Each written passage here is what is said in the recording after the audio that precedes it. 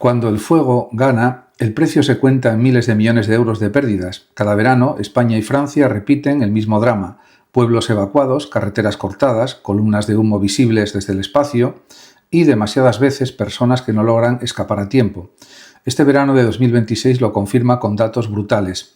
Más de 300.000 personas evacuadas entre ambos países y un coste de extinción en España que podría oscilar entre 1.723 y 3.275 millones de euros solo este año. Frente a esa cifra, la inversión que se propone duplicar o triplicar medios deja de sonar cara para sonar. En bastantes casos, la capacidad de respuesta llega tarde. Los datos actuales lo ilustran bien. En la crisis de estos días, Bruselas ha tenido que movilizar aviones de Grecia, Italia y Turquía para reforzar a España y aeronaves de media Europa para ayudar a Francia, porque ninguno de los dos países disponía de flota propia suficiente para hacer frente a varios frentes simultáneos de fuego. Ese es exactamente el punto débil. Cuando el fuego se dispara, dependemos de la generosidad y disponibilidad de nuestros vecinos, y esa ayuda tarda horas o días en llegar, tiempo durante el cual el incendio o los incendios se multiplican. Duplicar los medios aéreos, hidroaviones tipo Canadair, aviones de carga con kits de descarga y helicópteros, bombarderos, no es un capricho técnico, sino la única forma de golpear un incendio en su fase inicial, cuando todavía es controlable. Un fuego atacado en su primera hora puede apagarse con 2 aviones. El mismo fuego, 6 horas después, puede necesitar 20 y aún así escaparse. Ahí está la diferencia entre gastar poco hoy y gastar miles de millones de euros mañana. Lo mismo ocurre con los bomberos forestales. Los equipos terrestres son los que realmente rematan lo que el agua desde el aire no puede apagar del todo, los que protegen las viviendas casa por casa y los que evitan las reproducciones del fuego durante la noche cuando los aviones no pueden volar. Duplicar o triplicar su número y, sobre todo, mantenerlos activos todo el año en tareas de prevención, no solo en verano, multiplicaría la capacidad real de contención antes de que la situación se desborde. Y en efecto, todo esto exige más dinero, pero conviene comparar bien las cuentas. La extinción de un incendio o de un gran incendio, sumada a la reconstrucción, las indemnizaciones y las pérdidas agrícolas y turísticas, sale mucho más cara que la prevención. Nadie se pregunta por el sentido de la existencia cuando todo va bien. La pregunta salta precisamente cuando algo se rompe, cuando la rutina se detiene un instante y de pronto ya no sabemos para qué hacemos lo que hacemos. Desde la filosofía, esta pregunta no tiene una única respuesta, y eso es en realidad parte de la respuesta misma. Corrientes como el existencialismo, con Sartre o Camus como referentes, sostienen que la existencia no viene con un sentido dado de antemano. El ser humano está condenado a ser libre, como decía Sartre, y debe construir ese sentido con sus propias decisiones. Frente a esta posición, tradiciones religiosas y algunas corrientes de la filosofía clásica, como el aristotelismo, por ejemplo, defienden que sí existe un propósito objetivo vinculado a la virtud o bondad, a lo divino o a la realización de una determinada cuestión que interesa al individuo. En este sentido, la persona debe descubrir más que inventar. Entre ambos extremos hay múltiples posturas intermedias y esa pluralidad no es un defecto del pensamiento humano, sino el reflejo lógico de que el sentido depende también de la biografía, la cultura y los valores de cada sujeto y de los intereses y de lo que quiere perseguir, que son sus sueños. Desde la psicología, el sentido de la vida se aborda de forma más empírica, pero llega a conclusiones compatibles.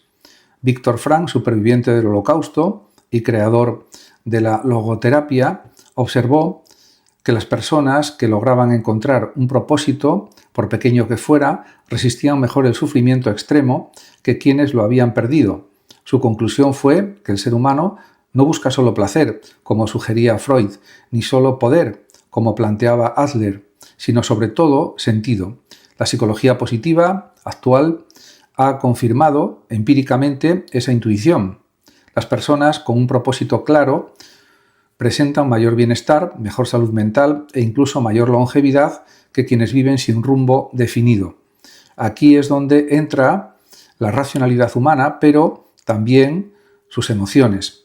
La razón permite reflexionar, comparar valores y elegir de forma deliberada un camino de vida.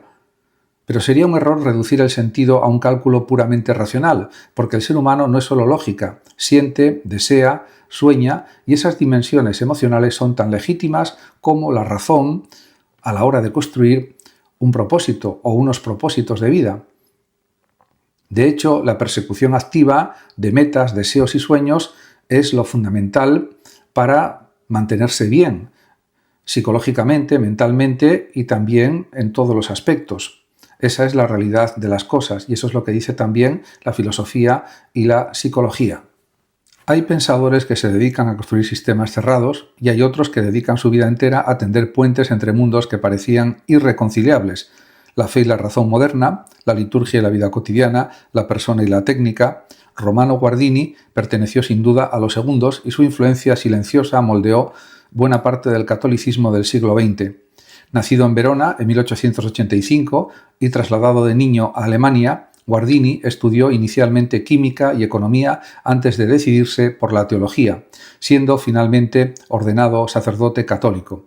Ejerció como profesor de dogmática en Bonn a partir de 1922 y un año después obtuvo en la Universidad de Berlín la cátedra de Filosofía de la Religión y Cosmovisión Católica, una posición hecha casi a su medida, pensada para alguien capaz de moverse con soltura entre la filosofía, la teología y la cultura.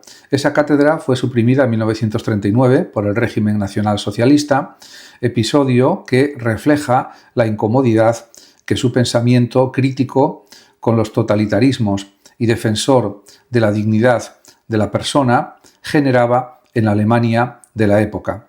Tras la guerra retomó la docencia en Tubinga y desde 1948 en Múnich, donde desarrolló con libertad su propia visión cristiana del mundo. Compaginó siempre la reflexión académica con la predicación y el acompañamiento de movimientos juveniles católicos, especialmente desde la iglesia de St. Ludwig en Múnich.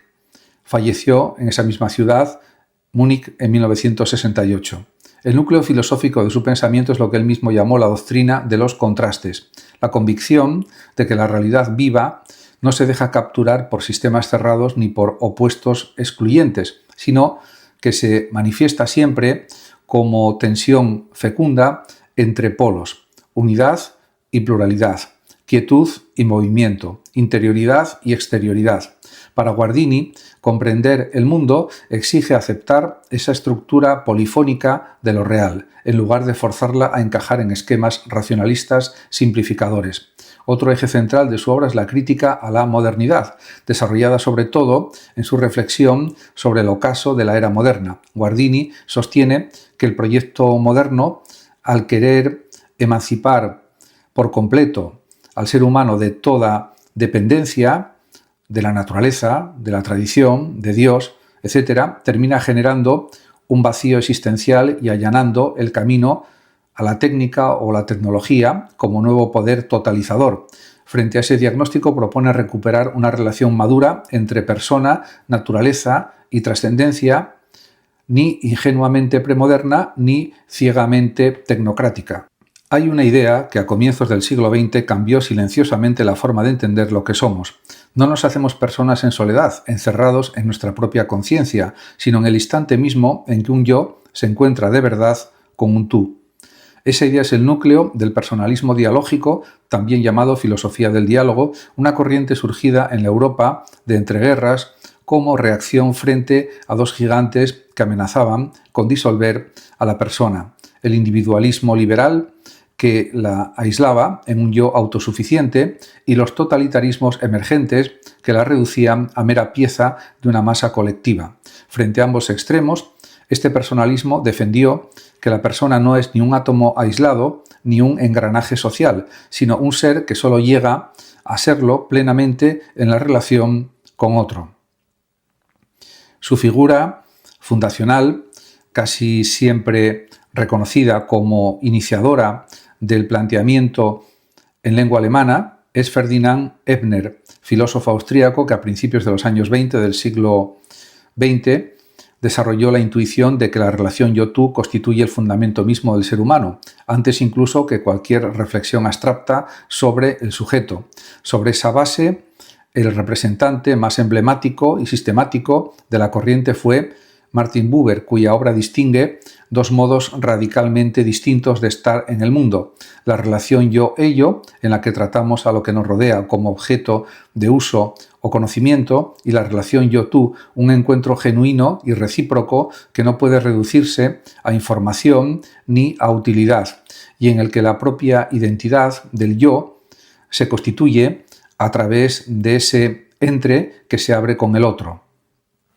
Junto a Ebner y Buber, la nómina de figuras asociadas a esta corriente filosófica y a la matriz personalista más amplia en la que se inscribe incluye a pensadores como, por ejemplo, Gabriel Marcel, filósofo francés que exploró filosóficamente el misterio del encuentro y la fidelidad también interpersonal; Emmanuel Mounier, fundador del personalismo comunitario francés y de la revista Esprit, con quien el personalismo dialógico comparte raíces, aunque enfatice más la acción social; Frank Rosenweig, pensador judeo-alemán próximo a Buber en su valoración del diálogo; y Emmanuel Levinas, para quien el punto de partida de toda ética es el descubrimiento del rostro del otro. En el ámbito católico, autores como Romano Guardini también se mueven en esta órbita relacional, y en España el propio Alfonso López Quintás desarrolló su filosofía del encuentro. Hay un filósofo español que dedica toda su obra a una idea tan sencilla como radical: no somos plenamente humanos cuando usamos las cosas, sino cuando nos encontramos de verdad con ellas y con los demás. Alfonso López Quintás ha nacido el 21 de abril de 1928 en Santiago de Franza, en la provincia de La Coruña. Ingresó muy joven en la Orden de los Mercedarios, inició estudios de filosofía y teología en el monasterio de Poyo, en Pontevedra, y tras ser ordenado sacerdote, se licenció en filosofía en la Universidad de Madrid en 1956. Poco después su orden le permitió trasladarse a Múnich, donde amplió su formación junto a figuras como Alois Dempf, Romano Guardini y Ernesto Grassi, contacto decisivo que lo introdujo en el personalismo dialógico europeo. De vuelta en España, desarrolló toda su carrera como catedrático de filosofía en la Universidad Complutense de Madrid. Es miembro de la Real Academia de Ciencias Morales y Políticas, cofundó el Seminario Xavier Zubiri y creó la Escuela de Pensamiento y Creatividad, plataforma desde la que difundió su pensamiento en conferencias por medio mundo. El núcleo de su filosofía es la llamada filosofía del encuentro. Para López Quintás, la existencia humana oscila entre dos experiencias radicalmente distintas: el vértigo y el éxtasis. El vértigo es la experiencia de dejarse arrastrar por lo inmediato, el consumo, la manipulación, la satisfacción impulsiva del deseo, que produce una excitación pasajera pero termina empobreciendo a la persona y también impidiéndole llegar a los valores más altos. El éxtasis, en cambio, es la experiencia de salir de uno mismo para entrar en relación auténtica con una realidad valiosa, una obra de arte, una idea, otra persona, lo que afina la sensibilidad y hace crecer interiormente. De ahí se deriva otro de sus conceptos centrales: la distinción entre objeto y ámbito. Un objeto se usa y se agota. Un ámbito, en cambio, es una realidad que nos ofrece posibilidades de colaboración creativa y que se enriquece precisamente cuando entramos en relación respetuosa con ella. Tratar a otra persona como un objeto es instrumentalizarla, es cosificarla. Tratarla como un ámbito es reconocerla como alguien con quien se puede construir algo juntos. Esta distinción, aplicada a la educación, el arte y las relaciones humanas, constituye el eje de buena parte de su obra pedagógica.